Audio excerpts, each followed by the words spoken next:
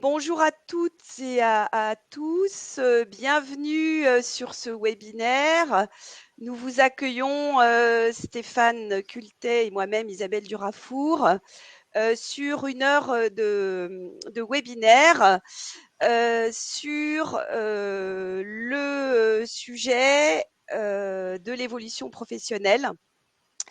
Et j'aurai le rôle durant ce webinaire de répondre à vos questions et de les partager avec Stéphane durant cette intervention. Donc, je vous invite à poser toutes vos questions dans l'espace chat qui est accessible donc tout au long de la présentation, et nous prendrons des temps dédiés pour répondre à vos questions. Stéphane, je te passe le micro. Merci Isabelle de ce lancement. Donc je ne peux que prendre la main et le relais et vous présenter cet après-midi donc le conseil en évolution professionnelle en 2 temps. Le conseil en évolution professionnelle tel qu'il est conçu pour l'ensemble des prestataires et que chacun d'entre vous peut retrouver quel que soit son statut. Et puis nous prendrons un temps dans la deuxième partie pour vous présenter le conseil en évolution professionnelle à l'APEC, d'où notre présence, Isabelle et moi, en tant qu'animateurs cet après-midi. Voilà, donc n'hésitez pas, effectivement, au fur et à mesure, à poser vos questions. On essaiera, si le temps nous le permet, de répondre à l'ensemble de celles-ci.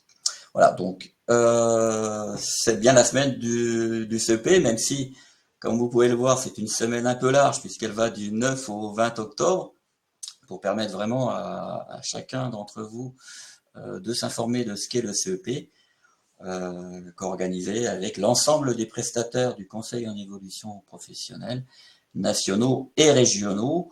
Vous allez comprendre pourquoi, en effet, il y a certains prestataires qui sont nationaux et d'autres régionaux. Alors, donc, les consignes ont été données, donc je ne vais pas insister.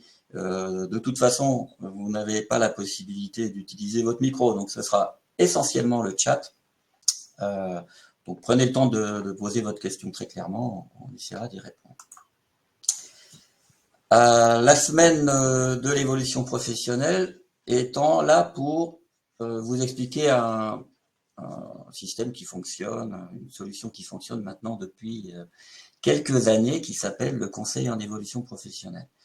Ce conseil en évolution professionnelle, sa philosophie, quelque part, c'est de dire chacun d'entre vous, tout au long de sa carrière, de 7 à 77 ans, à un moment peut s'interroger sur l'avenir qu'il veut donner à sa profession, à son métier, à sa carrière tout simplement. Et pendant longtemps, cette possibilité, elle n'était donnée que à certains publics, les demandeurs d'emploi qui pouvaient en effet, avec Pôle emploi, réfléchir à une évolution professionnelle, les jeunes qui pouvaient s'adresser aux missions locales, les cadres qui pouvaient s'adresser à l'APEC, et puis les personnes en situation de handicap qui pouvaient s'adresser au Cap emploi. Voilà. Stéphane, Oui. excuse-moi de t'interrompre. Les participants, alors certains ne voient pas la présentation. Et j'ai une participante qui dit de mon côté, j'ai bien les slides en grand écran et les intervenants en vignette. Donc ça doit venir, excuse-moi Stéphane de t'avoir interrompu, du paramétrage de vos paramétrages dans la connexion du webinaire. Puisqu'il semblerait que des participants maintenant voient bien la présentation et l'a mis un petit peu de temps à arriver, c'est ce qui peut arriver aussi.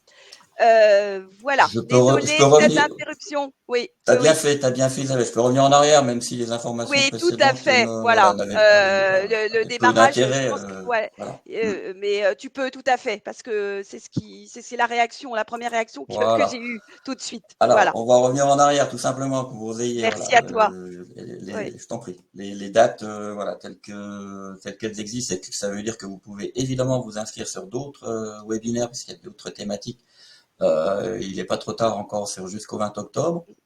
Alors, ce que j'ai oublié de dire, évidemment, c'est que ce webinaire est enregistré et que vous en aurez le replay. Donc, pour ceux qui ont un petit peu raté ou qui ont des problèmes de connexion, vous y aurez accès très prochainement, dans les jours qui vont suivre, pour récupérer ce que vous auriez raté.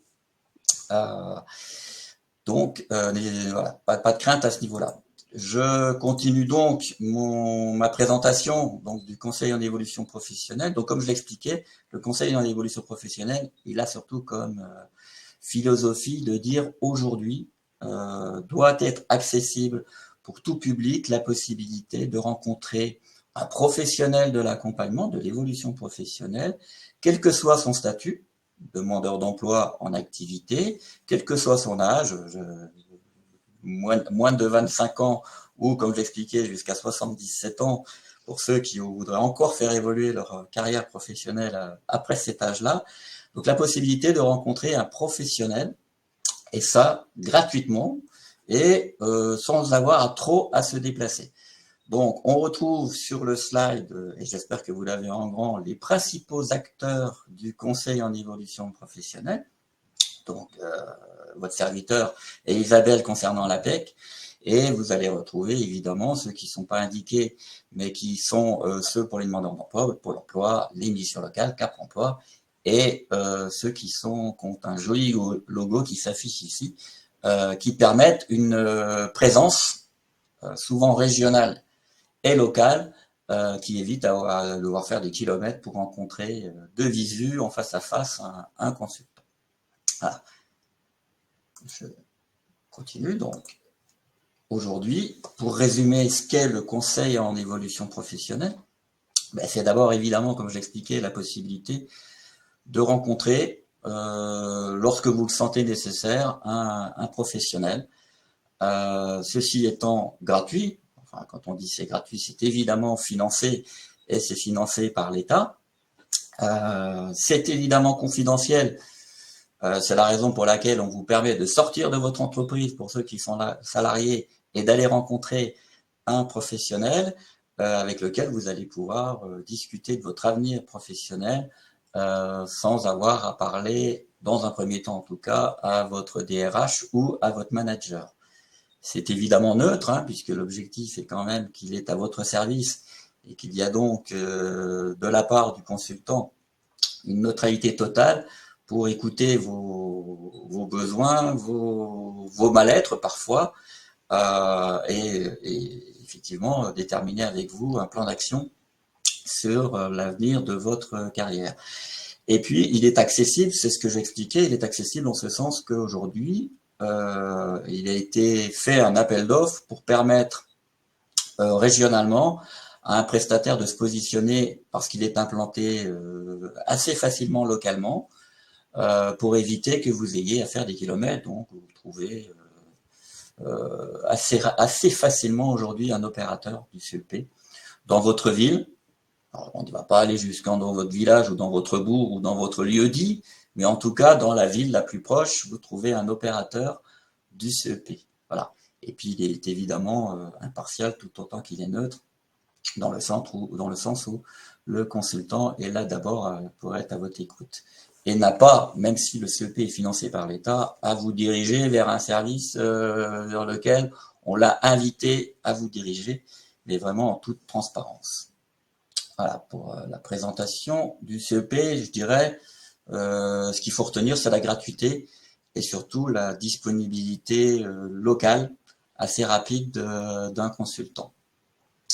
Comme je l'expliquais, il a été imaginé pour tout type de public, donc les salariés du secteur privé, et c'est aussi pour ça qu'il a été inventé, puisque les salariés du secteur privé, s'ils n'étaient pas cadres, avaient difficilement la possibilité de discuter de leur carrière ou de leur évolution avec quelqu'un, si ce n'était un DRH ou s'il avait la chance d'avoir un ami dont c'était le métier, parce qu'il travaillait en tant que conseiller à l'APEC ou à Pôle emploi ou dans un organisme que j'ai déjà cité.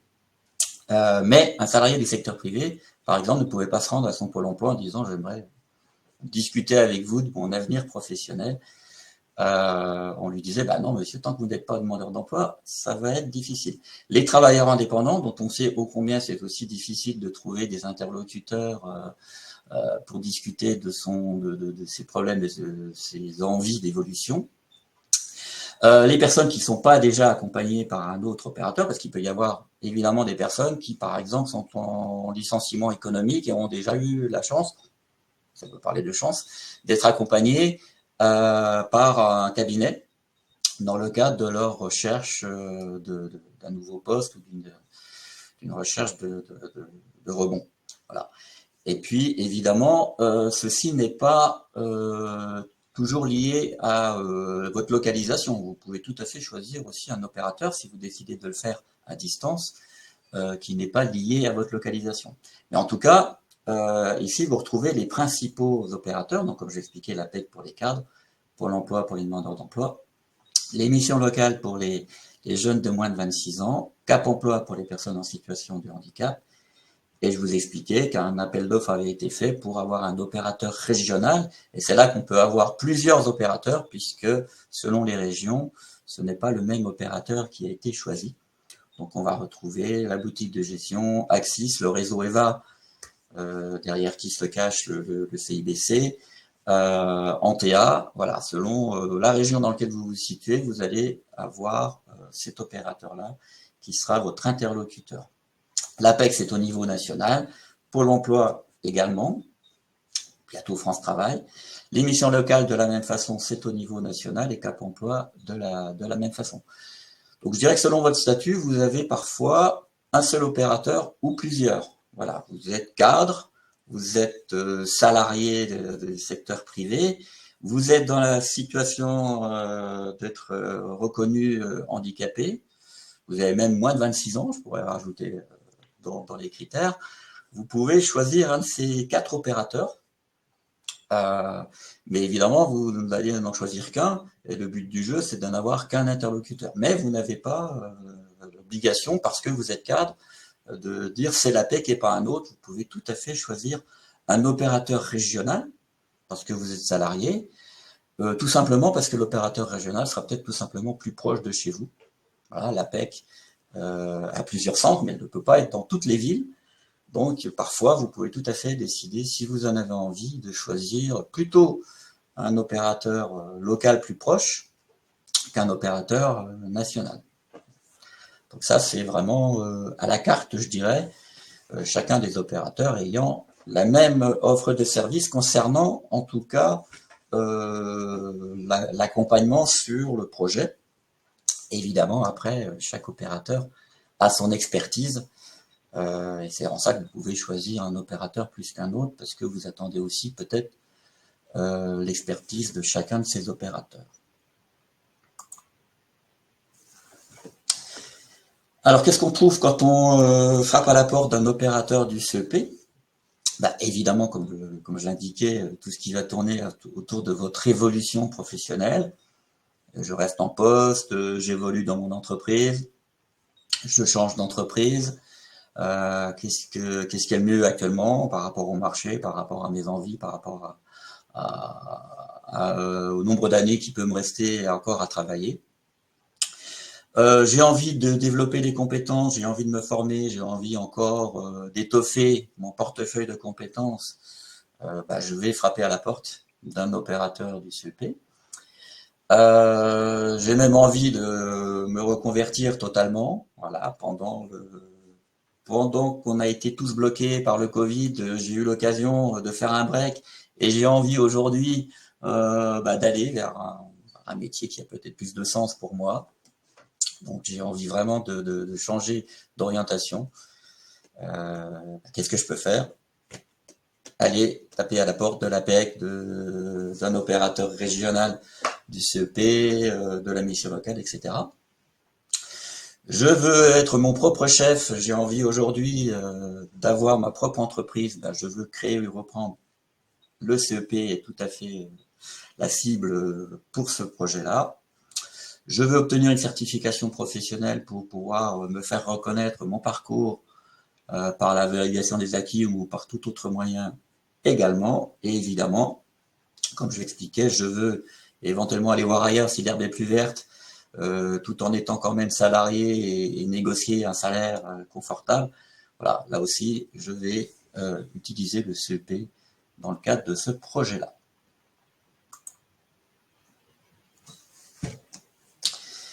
C'est évidemment un conseil individualisé, hein, parce que l'objectif, c'est vraiment de partir de vous, de vos envies, de vos satisfactions, insatisfactions, de vos freins, de vos atouts. Et là, bah, c'est personnel évidemment, hein. Chacun a ses propres freins, chacun a ses propres parcours. Donc c'est vraiment un conseil qui est adapté à votre personne. Il peut y avoir juste un premier niveau d'information. Euh, je voudrais suivre une formation, comment on fait. Voilà, donc ça peut être un premier niveau d'information. Mais évidemment, ça peut être beaucoup plus long et beaucoup plus solide dans l'accompagnement. Et donc, ça peut concerner plusieurs entretiens et avec l'objectif de construire un plan d'action, puisque le CEP ne se termine qu'avec un plan d'action qui doit être évidemment viable et crédible afin que vous puissiez vous lancer. Donc, ça peut être voilà, juste un coup de fil qui va durer une demi-heure avec un des opérateurs. Ça peut être beaucoup plus long dans la durée. Et là, bah, il faut le prévoir, hein, faut se donner ce temps-là, évidemment, en sachant qu'il est parfois fait hors temps de travail, hein, il faut se libérer pour pouvoir rencontrer un des opérateurs du CEP, même si la plupart aujourd'hui ont adapté leur horaire et leurs possibilités de le faire à distance. Donc voilà, mais il faut tout de même quand même prévoir un temps important pour cet accompagnement.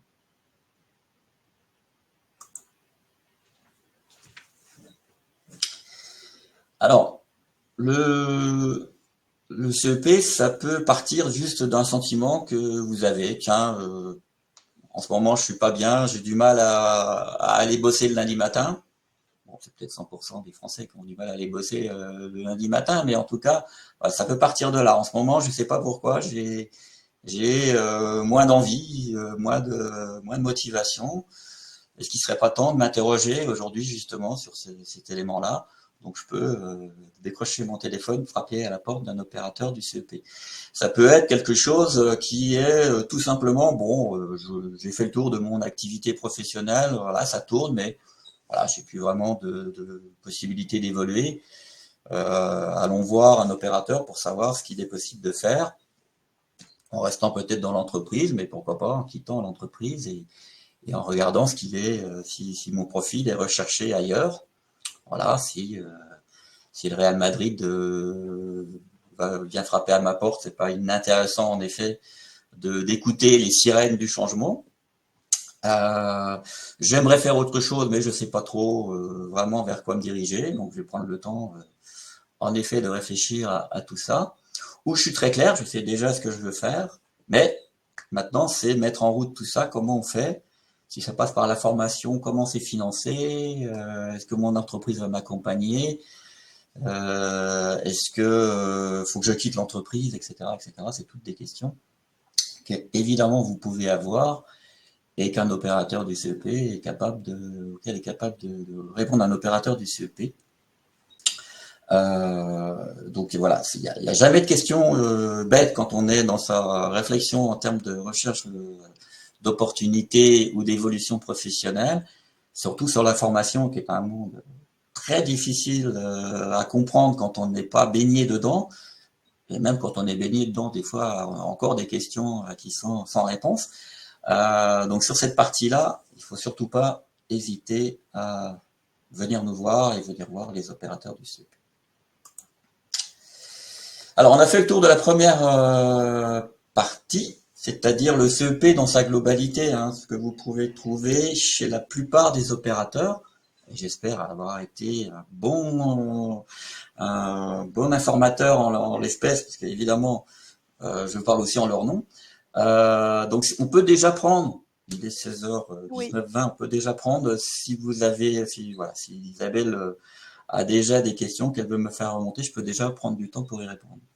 Alors, Stéphane, merci. Il y a une question qui est arrivée, j'ai partiellement répondu. C'est concernant les acteurs donc du CEP que nous avons présenté.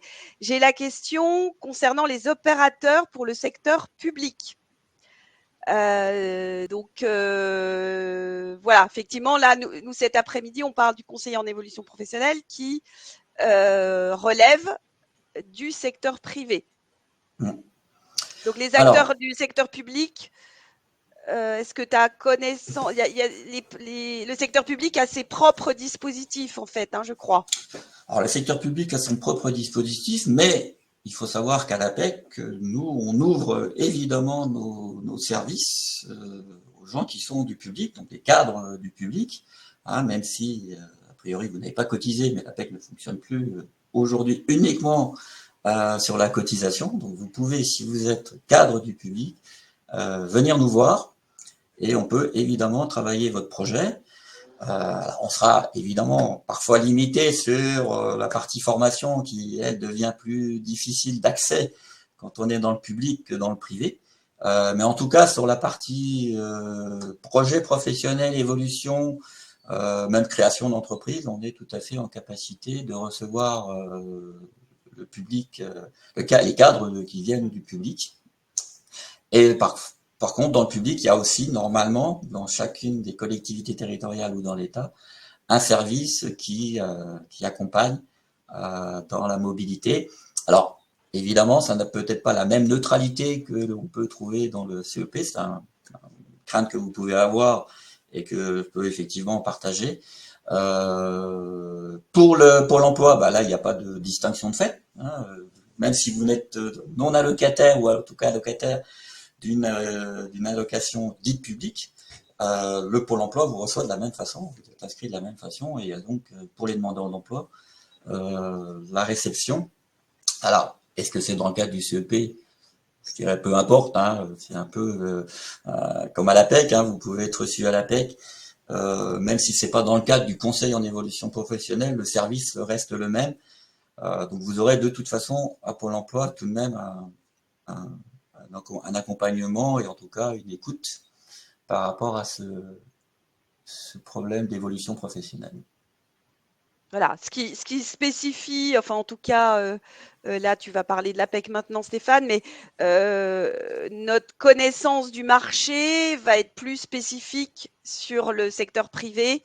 Donc voilà, un cas du secteur public qui effectivement veut s'intéresser, veut évoluer dans le secteur privé. Notre conseil en évolution professionnelle aura toute sa place Tout à fait. par rapport aux opportunités du secteur privé. Tout à fait. C'est sûr que si votre réflexion est une évolution, si vous êtes déjà cadre du secteur public, vous réfléchissez à une évolution toujours dans le public, voilà, on n'a pas nécessairement une plus-value parce qu'on n'est pas connaisseur ou suffisamment informé de ce secteur d'activité. Principalement parce que les organismes du public, les collectivités territoriales ne cotisent pas, donc ne sont pas nos clients habituels. Et donc nos études et notre habitude, elle est plutôt de la connaissance des gens qui sont nos clients habituels, donc les entreprises du privé et bien sûr les cadres du privé. Par contre, comme le disait Isabelle, vous avez envie d'évoluer, d'aller dans le privé. Ça, oui, évidemment, on peut vous informer, vous accompagner dans la connaissance du marché du privé et évidemment des formations qui peuvent être accessibles et évidemment à travers les offres d'emploi qui sont les nôtres. Alors, j'ai une deuxième question, Stéphane, qui vient d'arriver. Quelle est la différence avec un bilan de compétences? Alors, peut-être par ce que tu vas présenter maintenant, ça peut donner des éléments de réponse. À toi de voir si tu veux, ou peut-être te servir de cette question pour poursuivre. Oui, alors on va Voilà. partir de cette question pour vous présenter la suite, mais je Oui. peux déjà quand même donner une information. Alors le bilan de compétences, c'est une prestation qui est payante, voilà, et qui peut être financée par le CPF. Alors on va parler du CPF en fin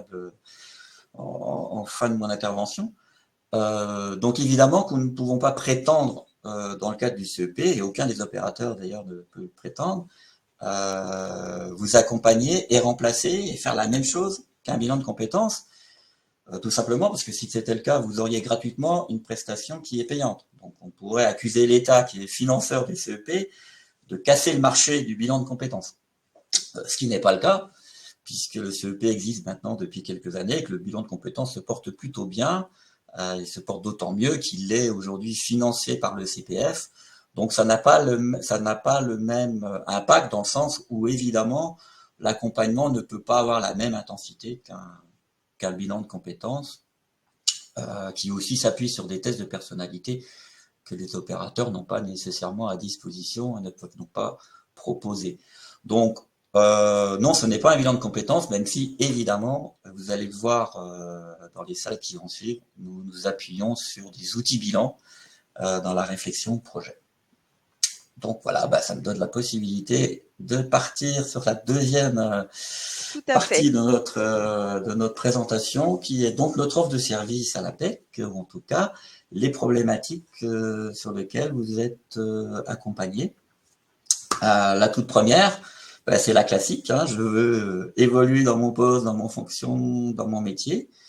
Donc on va évidemment d'abord analyser votre situation.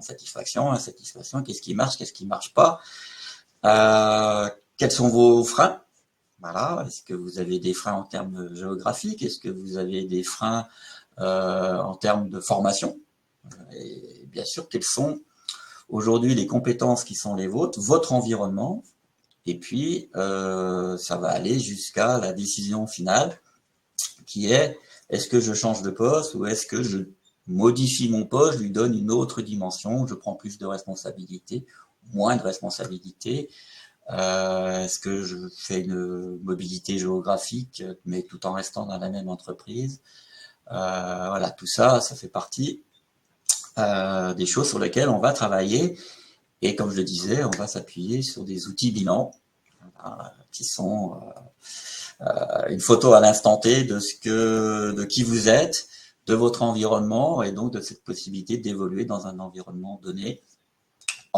parfois en enlevant des freins, en ouvrant des nouvelles perspectives ou en faisant un petit pas de côté pour réfléchir à votre avenir professionnel à court et moyen terme. La deuxième chose, on en a parlé, je veux faire évoluer mes compétences, les valider, les compléter, les consolider, en acquérir de nouvelles. Comme toujours, on part de ce que vous savez faire aujourd'hui, de par votre parcours professionnel, la formation initiale, les formations que vous avez suivies tout au long de votre carrière, et puis bien sûr, tout ce que vous avez appris sur le terrain, qui a toute son importance. Qu'est-ce que vous voulez faire développer comme compétence, sur quelle partie? Est-ce que ça peut se faire plutôt en pratique? Est-ce qu'on est obligé d'aller sur de la formation dite théorique?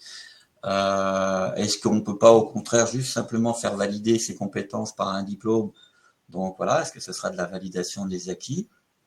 Est-ce que c'est accompagné par votre entreprise? Et donc dans ces cas-là, est-ce qu'on met en place un programme qui va s'appeler Pro A, si c'est accompagné par l'entreprise, qui sera dans le plan de compétences de l'entreprise, ou est-ce que vous allez le faire de votre côté, en utilisant votre CPF si possible, et si c'est hors temps de travail, est-ce qu'on va mettre en place le fameux PTP, la période de transition professionnelle, qui remplace le CIF, voire aller jusqu'au bout, c'est-à-dire le fameux CEP démissionnaire, la possibilité de démissionner pour suivre une formation, mais je rentrerai un peu plus dans le détail à la fin de ce webinaire.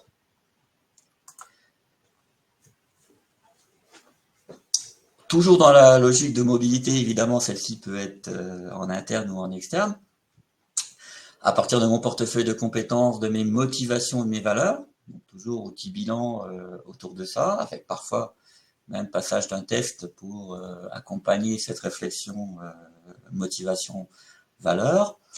Dans mes logiques de réussite, qu'est-ce qui est possible, qu'est-ce qui est envisageable, et évidemment un plan d'action qui vous permet de mettre en pratique à court et moyen terme ce désir de mobilité, qui peut évidemment repasser par de la formation, parce qu'évidemment, tout ça peut être fait indifféremment, individuellement, mais aussi sur un mixte. On peut avoir évidemment aussi un projet de formation où la formation va accompagner cette mobilité interne ou externe.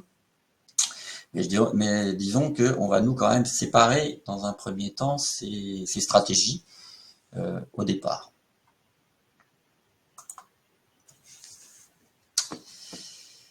Comme j'expliquais, on peut même aller jusqu'au bout de la logique.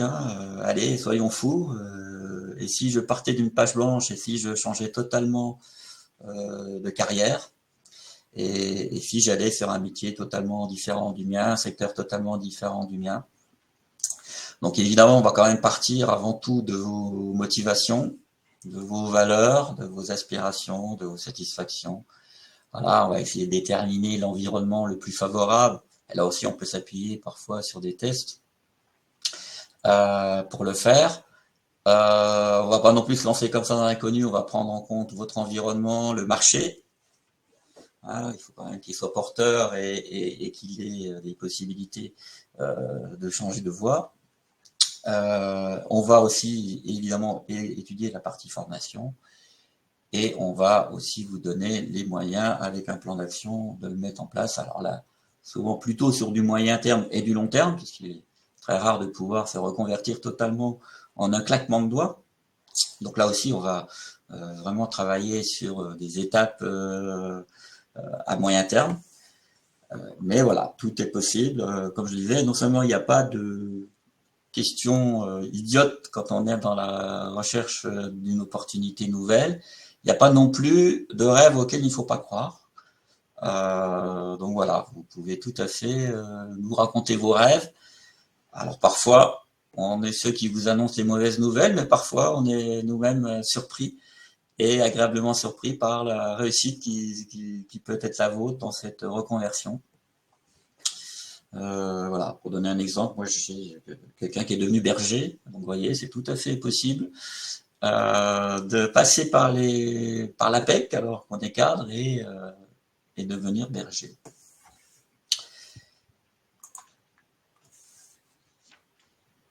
On peut aussi avoir envie d'être son propre patron. Voilà, j'ai envie aujourd'hui de décider seul de mon activité, créer, reprendre une franchise, une petite société artisanale, la future multinationale qui rachètera Twitter, enfin X, et qui fera construire des fusées pour aller dans le ciel. Tout est possible. Ça part tout simplement d'une idée. Et cette idée, donc, on va essayer de la faire pousser. Alors, nous sommes évidemment pas, nous, à l'APEC, spécialistes de la création ou de la reprise. Il y a des opérateurs qui font ça très bien. Donc, on vous renvoie évidemment vers ces opérateurs, mais on va au moins déjà étudier votre idée, en essayer d'en comprendre les enjeux et vérifier que les motivations sont en adéquation et que vous pouvez aller plus loin et donc aller de l'idée au projet. Et on verra justement qu'il y a en plus maintenant des outils, dont un qui s'appelle le CEP démissionnaire, qui permet d'aller jusqu'au bout de son idée. Voilà concernant la création. Il y a évidemment parmi les utilisateurs des services de l'APEC des cadres en activité, mais aussi des cadres en recherche d'emploi. Donc tout simplement, je recherche une nouvelle opportunité, un emploi, même tout simplement dans mon métier. Voilà. Donc là, on accompagne évidemment dans tout ce qui est utilisation des outils. On vérifie déjà que vous-même, vous êtes au clair. Parfois, si on n'y arrive pas, c'est pas qu'on n'a pas les bons outils, c'est que parfois notre argumentaire ou notre offre de service n'est pas très clair. Donc déjà, on va au moins valider que vous êtes au clair sur cet élément-là. Ensuite, on vous donne les outils classiques de la communication, puisque la recherche d'emploi, c'est d'abord avant tout de la communication écrite à travers le CV, la lettre de motivation, le profil APEC, le profil LinkedIn, et de la communication orale. Évidemment, il faut être bon en entretien, il faut être bon sur les premières minutes de l'entretien, il faut savoir se vendre dans un salon, dans un forum. Donc tout ça, évidemment, on essaie de le valider et de vous donner les outils pour que vous soyez bon dans cette partie-là. Il ne suffit pas juste d'être bon dans son métier, il faut aussi malheureusement être bon dans le fait de communiquer qu'on est bon. Et comme on dit toujours, on a rarement 2 fois l'occasion de faire une bonne première impression. Donc il vaut mieux se travailler en amont pour faire tout de suite une bonne première impression.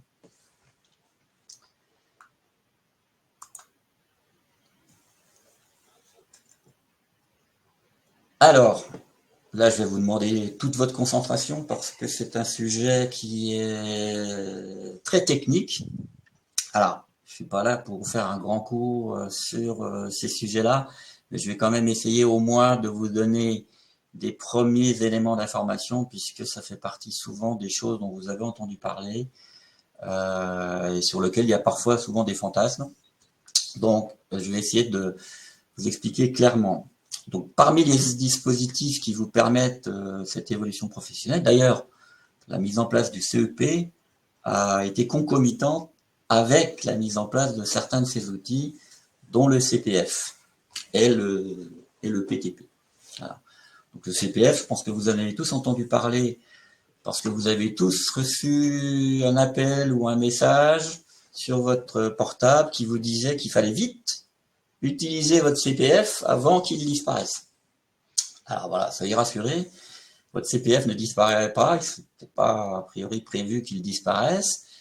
Et donc, si vous avez de l'argent sur votre CPF, si vous voulez être sûr de pouvoir l'utiliser, bah déjà il faut créer votre compte personnel de formation, donc j'espère que la plupart d'entre vous, vous l'avez fait. C'est pas trop tard, hein, il faut le faire. Alors là où il est trop tard, c'est qu'au début du CPF, il fallait saisir les heures de diff. Alors là, ça parle aux anciens comme moi qui ont connu le droit individuel à la formation, le fameux DIF.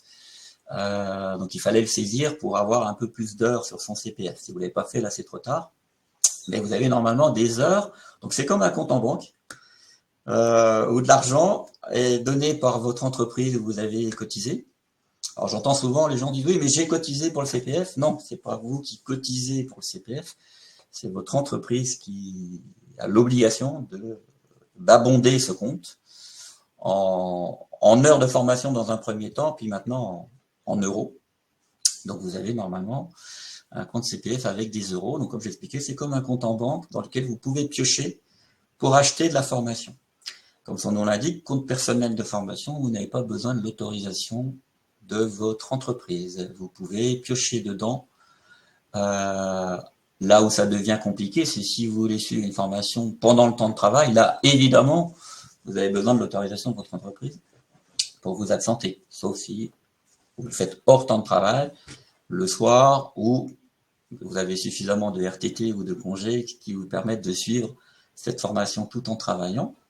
Mais évidemment, si vous êtes demandeur d'emploi aussi, là, la question du temps, je dirais, se pose moins, vous pouvez piocher dans votre CPF. Alors, il y a évidemment des formations qui ne sont pas éligibles au CPF, elles ne le sont pas toutes. L'État a décidé qu'un certain nombre uniquement de formations l'étaient. Alors souvent des formations qui sont sur un inventaire, diplômantes, qualifiantes, certifiantes. Alors, je ne vais pas rentrer dans le détail des critères qui font qu'une formation a un code CPF ou pas.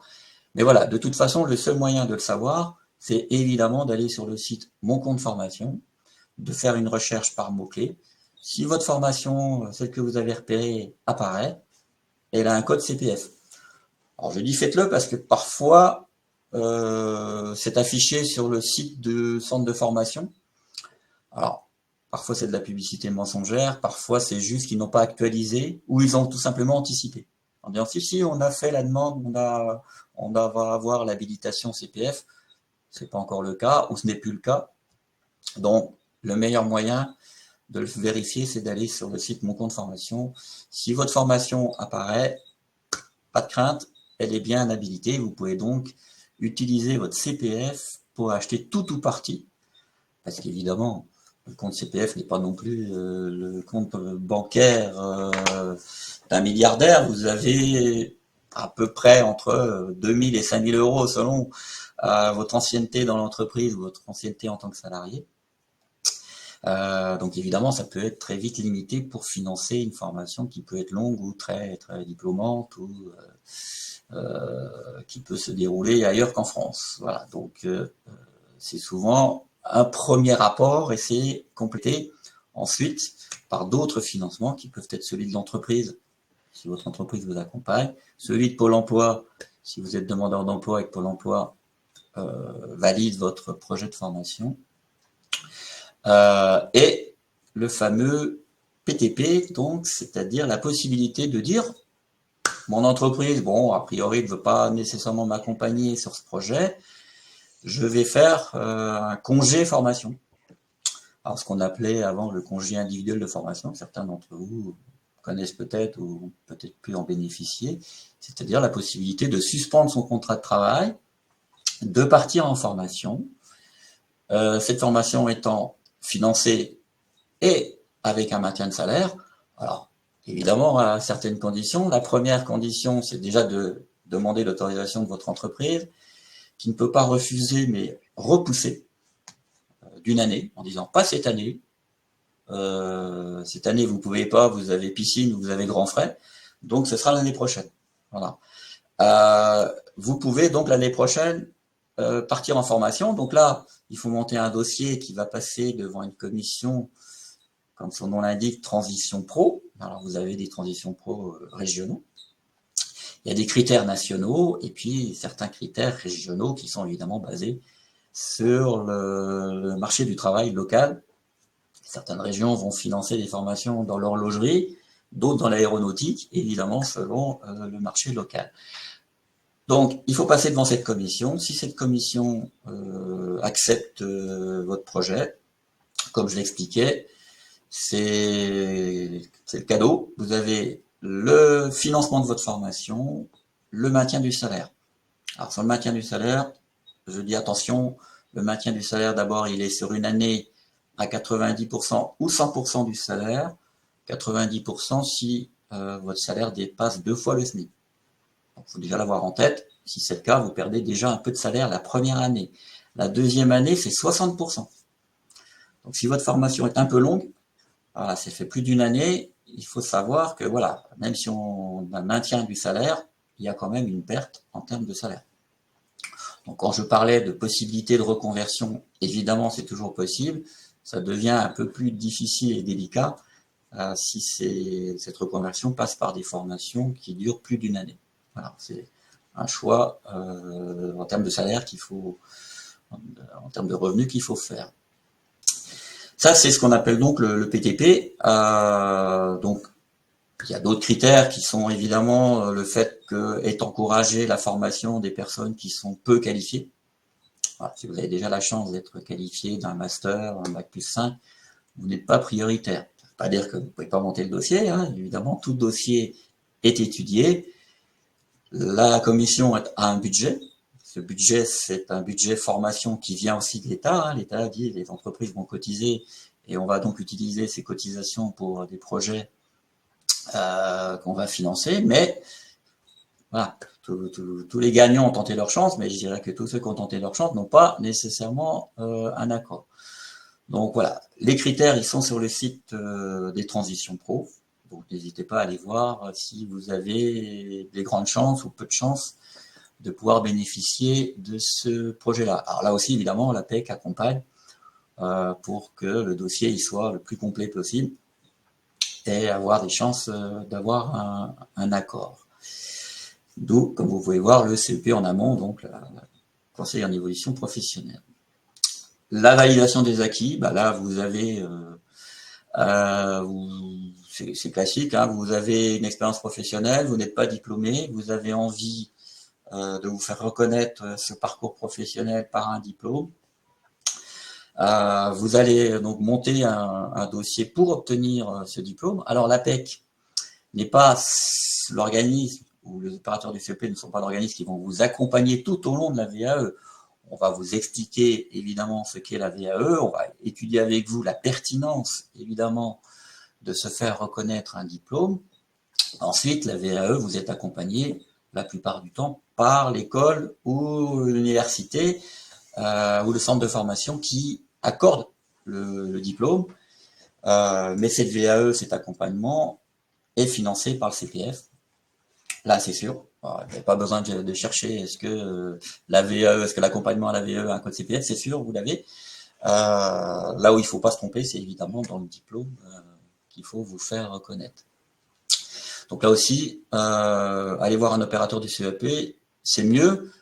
Déjà pour répondre à la question, est-ce que c'est mieux que je parte en formation pour obtenir le diplôme ou est-ce que c'est mieux que je le fasse par la VAE? Et évidemment qu'on va essayer de réfléchir ensemble à la solution la plus adaptée. Il y en a une qui a un intérêt, vous n'êtes pas obligé de retourner sur les bancs de l'école, hein, si c'est la VAE. Mais c'est pas parce que vous ne retournez pas sur les bancs de l'école que c'est facile. Monter un dossier de VAE, c'est beaucoup, beaucoup, beaucoup de travail. Donc se dire, bah, si je dois mettre beaucoup de travail, est-ce que c'est peut-être pas plus mal que finalement je le fasse par la formation? Ça dépend évidemment de la possibilité qu'il y ait un centre de formation pas trop loin, du coût de la formation et puis du temps que vous voulez consacrer. Voilà. Tout ça, c'est réfléchi avec votre consultant à l'APEC ou chez un autre prestataire. Voilà, je crois que j'ai fait le tour concernant. Voilà, bah après on arrive à la fin, c'est-à-dire la possibilité de prendre rendez-vous. On est dans les temps puisqu'il nous reste donc 10 minutes, un quart d'heure si vous avez des questions. Isabelle, est-ce que tu as des choses à me faire remonter? Alors, j'ai des choses à te faire remonter. J'ai commencé à y répondre. Donc, une question est arrivée. Est-ce qu'on peut rêver de changer de voie à 56 ans? Oui. Euh, donc, voilà, je te laisse. Je te donne peut-être les questions. Bah, je peux déjà répondre à celle-là, oui, Ouais, évidemment qu'il d'accord. n'y a pas d'âge pour rêver. Après, comme je l'expliquais, il y a le projet, c'est-à-dire que si le projet nécessite une formation de 3 ans, ça devient plus délicat. D'abord, j'ai expliqué déjà pour pouvoir suivre la formation tout en ayant une rémunération. Et puis, l'intérêt peut-être de se dire est-ce que je vais pouvoir vraiment vivre de cette activité? Enfin, vraiment, est-ce que ça vaut le coup de partir sur 3 ans si j'ai encore peut-être que 3 ans par la suite à travailler? Donc, ça, peut-être que c'est un choix de dire je repousse ma retraite à 67, 68, 70 ans, 77 ans comme je l'indiquais. Et Pour oui, avoir on le temps de peut, réaliser le rêve, tout à hein, fait. c'est ça? Voilà. Est-ce que le dispositif prévoit la rencontre avec des psychologues du travail pouvant être en appui au changement? Donc, la réponse que j'ai apportée, si tu veux la compléter, c'est qu'effectivement les acteurs du conseil en évolution professionnelle, sont tous des professionnels de la gestion de carrière et parmi, ces professionnels, bien sûr, il peut y avoir des psychologues du travail. Absolument. Je confirme et je vais dans ton sens, en effet, Isabelle. Il y a dans les conseillers en évolution professionnelle des gens dont la formation initiale est psychologue du travail. Et pour d'autres, qui ont suivi des formations en coaching, pour d'autres qui ont des masters en psychologie. Vous avez de tout, et c'est l'intérêt d'ailleurs des opérateurs du CEP. Donc oui, vous avez quelque part les mêmes outils, ou en tout cas le même service que vous pourriez rencontrer en sollicitant un psychologue du travail. Maintenant, évidemment, tout ça est complémentaire. Hein. C'est pas parce que vous êtes accompagné par un opérateur du CEP que vous n'avez pas le droit de rencontrer un coach, un psychologue du travail. Et évidemment que tout ça est complémentaire. Une autre question qui est arrivée sur mon CPF, j'ai des fonds disponibles, mais j'ai également des heures disponibles. Comment faire pour mobiliser ces heures? Donc, il y aurait un compteur heures et un compteur en euros. Alors, je crois que là, ça concerne les gens qui sont dans le public, puisque normalement, dans le privé, Oui, alors, hein, sauf erreur de maintenant, ma part, il y a normalement transformation de toutes les heures en euros. Alors, oui, ou c'est une ouais. erreur qui a été faite, un bug au niveau du site Mon compte formation, ou ça concerne en effet les gens du public. Et là, je dirais, bah, faut vous retourner à l'organisme qui gère chez vous la formation et qui va vous pouvoir vous renseigner sur la possibilité ou de transformer ces heures en euros ou tout simplement de dire vous devez trouver une formation qui correspond, qui est limitée par le nombre d'heures qui est sur votre CPF. Merci. Bien avant, il y avait eu effectivement aussi une question dans un accompagnement dans le conseil à une révolution professionnelle. Est-ce qu'on a l'occasion d'échanger avec des professionnels, mais du secteur des employeurs et de réaliser une immersion professionnelle? Donc Excellente question. oui, tout à fait. J'ai commencé à y répondre. Je te dis ce que j'ai apporté comme réponse. Une phase d'enquête et de validation d'un projet peut se prévoir et donc l'immersion est un dispositif tout à fait intéressant pour valider un projet Et surtout, la bonne nouvelle, c'est que l'APEC est devenu aussi. un acteur de l'immersion. On peut, depuis l'année dernière, être l'opérateur qui fait la convention. Et donc, ça vous évite pour les gens qui sont demandeurs d'emploi, d'aller voir votre Pôle emploi, mais surtout, ça permet aux gens qui sont en activité de le faire. Et comme je l'ai expliqué, c'était difficile quand on n'était pas inscrit comme demandeur d'emploi d'avoir une convention. Donc, pour ceux qui sont cadres, en tout cas, vous pouvez frapper à notre porte et donc on pourra mettre en place cette immersion. Alors, évidemment, on vous laisse quand même la recherche de l'entreprise d'accueil. On n'est pas encore en possibilité de vous offrir sur catalogue des entreprises ouvertes à cette immersion. Ça viendra peut-être un jour, hein, quand on sera reconnu comme étant acteur de cette convention. Pour l'instant, votre travail consistera à trouver l'entreprise d'accueil. Mais oui, évidemment, on vous invite fortement à le faire. Tout à fait. Et donc Bénédicte revient sur effectivement le compteur, le CPF qui a à la fois des heures et des euros, avec donc une expérience mixte à la fois, un travail mixte à la fois secteur public et secteur privé, ce qui explique, ce qui confirme Ceci expliquant cela. ce que tu Ouais, as répondu ouais, tout à l'heure sur le fait ouais. qu'apparaissent à la fois des heures et des euros sur un compteur. Je remonte sur le chat. Écoute, a priori, nous avons abordé l'ensemble des questions, je le vérifie. Et j'ai une personne qui demande s'il serait possible de refaire passer la première slide de présentation du CEP, Bien la sûr. toute première. On va vous la, Retour je vers pense, le futur. la toute première qui définit ce qu'est le CEP. Alors, Voilà, bah oui, c'était. Oui. je vérifie s'il n'y en a pas une avant. Oui, non, c'est plutôt Non, c'est celle que tu. Voilà, celle-ci, je crois. Voilà. oui, tout à fait. Qui redonne que le conseil en évolution professionnelle donc, concerne tous les salariés, qu'il est donc gratuit, confidentiel, neutre, accessible en proximité sur les territoires et avec un regard de neutralité, d'impartialité. Voilà, est-ce que c'est bien ce slide que vous vouliez revoir? Je pense que ça doit être celui-là. Est-ce encore une question, on peut la prendre, est-ce qu'un rendez-vous avec un CEP peut m'aider si je n'ai aucune idée du job dans lequel je peux me reconvertir? Comme je l'expliquais, oui, ça Oui, peut tout à partir d'un fait. ressenti, d'une envie tout simplement de faire autre chose. L'objectif du CEP, c'est d'essayer de dire, on va essayer de pas jeter le bébé avec l'eau du bain, on va pas tout de suite dire oui, c'est parti, on va quitter votre entreprise, on va faire un autre métier. C'est déjà de poser les éléments sur la table. Ça peut déboucher sur un accompagnement par un opérateur du CEP, ça peut déboucher sur un bilan de compétences, hein, puisque comme je l'expliquais, l'un ne remplace pas l'autre, et parfois il est intéressant de vraiment prendre le temps d'aller en profondeur via le bilan de compétences, même si l'opérateur du CEP prend le relais par la suite.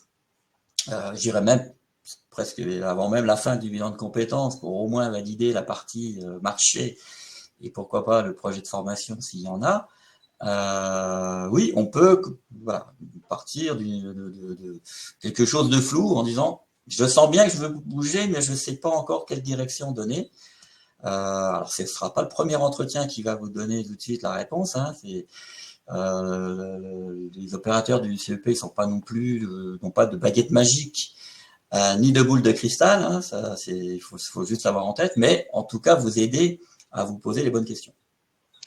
Je rebondis, Stéphane, il y avait une question sur Hmm. le nombre de rendez-vous, mais effectivement, comme c'est variable, comment peut-on ça va dépendre Ben, de l'objectif et du cheminement de la réflexion? c'est ça, comme je dis souvent à mes cadres, on est là jusqu'à ce que la mort nous sépare, c'est-à-dire ou la mort du consultant ou la mort du client. Le nombre de rendez-vous, il est variable. Alors vous aurez pas 30 rendez-vous. Hein. Je pense qu'à un moment, votre problématique elle est réglée, ou en tout cas on a établi le plan d'action. Vous partez sur ce plan d'action. Et vous pouvez revenir nous voir peut-être 1 an après ou 2 ans après en disant ça a marché ou ça n'a pas marché. Mais a priori, voilà, vous avez 5, 6, 7 rendez-vous. Ça va dépendre de la durée de ces rendez-vous, la possibilité que vous avez évidemment de vous libérer. Mais l'accompagnement, ce n'est pas un accompagnement comme le bilan de compétences le prévoit de 24 heures, de toute façon. C'est quand même un petit peu moins intensif qu'un bilan de compétences. Maintenant, il y a des consultants qui sont toujours heureux de rencontrer des clients, même quand les clients viennent alors qu'ils n'ont pas de problème. Et parfois, il y a des personnes qui utilisent le CEP tout simplement pour faire un point régulier dans leur carrière, même quand tout va bien, tout simplement pour entendre, enfin que quelqu'un entende un petit peu leur réflexion du moment. Donc vous pouvez avoir plusieurs CEP dans la vie. Et le CEP en lui-même n'est pas sur une longueur trop importante. Comme vous disiez, c'est normalement 5-6 entretiens à l'issue desquels, on l'espère, vous avez un plan d'action. Justement, il y avait une question qui est arrivée, Stéphane. Doit-on faire un bilan de compétences avant le rendez-vous avec avant le rendez-vous CEP? La démarche bilan de compétences, elle est plutôt après le rendez-vous CEP, hein? Ou est-ce que tu Oui, le positionnes? au moins Ouais, pour valider que vous avez besoin d'un bilan. Voilà, c'est ouais, déjà tout à fait. peut-être la chose à vérifier parce que parfois on découvre que non, le bilan sera peut-être trop important, trop intensif par rapport à la réflexion qui est la vôtre. Parfois c'est confirmé. Voilà, on dit oui, vous aviez fait le bon choix, il faut faire le bilan. Et parfois c'est infirmé. Une immersion professionnelle peut-elle se faire dans 2 ou 3 secteurs? Oui, on peut faire, justement, ça permet d'explorer, donc on peut faire plusieurs immersions professionnelles. Le Hmm, dispositif, il prévoit maxi une période d'1 mois, hein, c'est ça, tu me confirmes? c'est ça. Alors déjà parce que quand on est en activité, il faut pouvoir se libérer quand même. Si on doit prendre sur ses congés ou ses RTT, on est de toute façon assez rapidement limité. On peut faire autant d'immersion qu'on veut. Il y a pas de limite qui est donnée. Donc dans plusieurs entreprises, plusieurs secteurs d'activité, il faut qu'elle soit suffisamment longue pour avoir un intérêt. Voilà, une immersion d'une journée, c'est souvent insuffisant.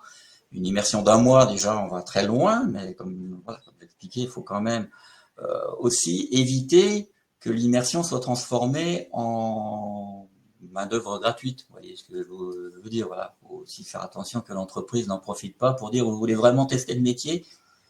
Bah, tenez, voilà, je vous donne l'outil, puis vous faites. Donc voilà, c'est pour ça qu'il est intéressant aussi de voir avec un opérateur du CEP pour que cette immersion soit évidemment pour découvrir un métier, sans non plus devenir un stagiaire qui va faire le café et les photocopies. Tout à fait, merci Stéphane. Nous arrivons au terme, de l'horaire de fin de ce webinaire. Nous vous remercions de votre écoute active, de l'ensemble des questions très intéressantes que vous nous avez posées. Et nous espérons vous avoir apporté l'information que vous veniez chercher en suivant ce webinaire qui donc est enregistré. Vous pourrez retrouver le replay sur le site www.Sebed Évolution Professionnelle. Et donc, nous vous souhaitons de belles réflexions et à votre écoute pour avancer dans ce chemin de la trajectoire d'une vie professionnelle. Merci à toi, Stéphane. Le mot de la Merci fin pour Isabelle. toi? Bienvenue dans nos locaux, je l'espère, ou en tout cas peut-être par téléphone, par tout moyen, si voilà, si vous avez, si vous êtes cadre, ou en tout cas si vous vous sentez légitime pour venir nous voir, pas de souci, vous êtes les bienvenus. Et merci encore pour votre écoute. Et désolé, on n'a sûrement pas répondu peut-être à toutes les questions, mais j'espère qu'en tout cas l'information qui vous a été donnée vous a donné envie d'utiliser le CP. Oui. Merci à tous. Merci Bonne Isabelle. soirée. Merci Stéphane. Au revoir. Au revoir.